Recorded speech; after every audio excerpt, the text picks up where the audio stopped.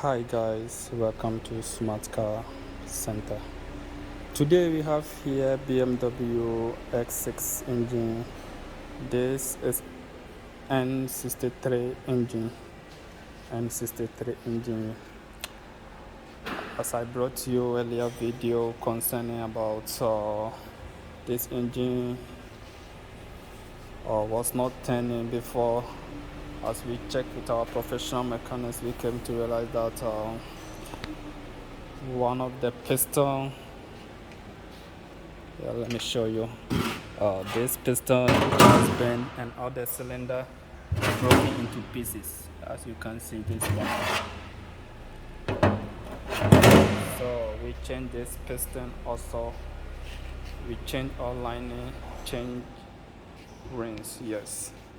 So now we have here our 8 pistons here. One, as I have numbered the piston, we have here our crankshaft, our bearing, our main bearing. Also we have here our piston clamp. All our tools is set here. We have our cylinder head, both here, everything, oil pump, everything. So now guys, we are about to start rebuild the engine. We are about to rebuild the engine, fix everything back.